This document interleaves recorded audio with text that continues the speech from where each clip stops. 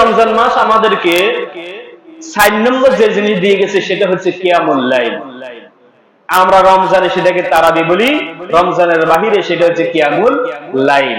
কিয়ামুল লাইল বলা হয় ঘুম যাওয়ার আগে যে নফল নামাজ পড়া হয় সেটাকে বলা হয় কিয়ামুল লাইল।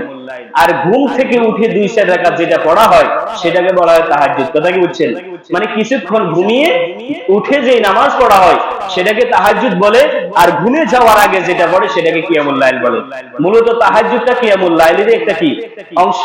মূলত রাতের নামাজের মূল ছিল কিয়ামুল লাইল, আর দিনের নামাজে এই যে ফরজ নামাজের আগে যে সুন্নতগুলো 4 রাকাত পড়ি আমরা, এগুলোর মূল ছিল দুখুলুল মসজিদ। এরপরে দুখুলুল মসজিদ থেকে আলেমরা কিছুকে সুন্নতে মুআক্কাদা বানিয়ে দিয়েছেন, আর কিছুকে রাসূল সাল্লাল্লাহু আলাইহি ওয়াসাল্লামের দুখুলুল মসজিদ বানিয়ে দিয়েছেন। কথা কি বুঝছেন? এই কিয়ামুল লাইলকেও কিন্তু আমাদেরকে বাঁচিয়ে রাখতে হবে।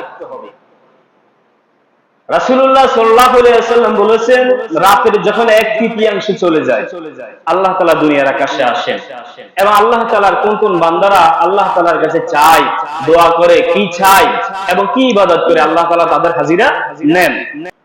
তাহলে আল্লাহ তাআলা আমাদেরকে রমজানের 4 নম্বর যে শিক্ষা দিলেন, এই শিক্ষা ধরে রাখা আমাদের জন্য বাঞ্ছনীয়, সেটা হচ্ছে কিয়ামুল লাইল, রাতের বেলা তাহাজ্জুদের নামাজ। এখন আমাদের মধ্যে অনেক ভাই আছে যারা পাকা নিয়ত করার পরেও শেষ রাত্রে উঠতে পারে না।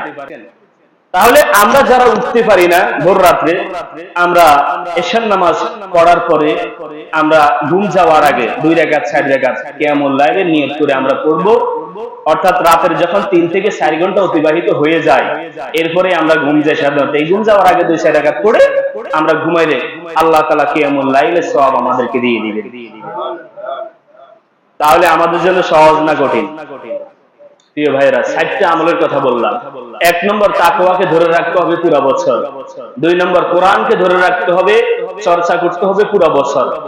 এরপরে বললাম দিনের বেলা রোজা রাখা, এই নফল রোজা যেগুলো নির্দিষ্ট নফল রোজা, বিশেষ করে এই নফল রোজাগুলোর মাধ্যমে আমাদেরকে এই যে ট্রেনিংটা, এই ট্রেনিংটা আমাদেরকে পুরো বছর চালিয়ে যেতে হবে। আর 4 নম্বর বলছি কিয়ামুল লাইল, রাতে নফল নামাজ আদায় করা। এই 4টা তাৎপর্য, এই 4টা শিক্ষা আমাদেরকে রমাদান মাস দিয়ে গেছে। এই 4টা জিনিসকে আল্লাহ তাআলা আমাদেরকে ধরে রাখার তৌফিক দান করুন।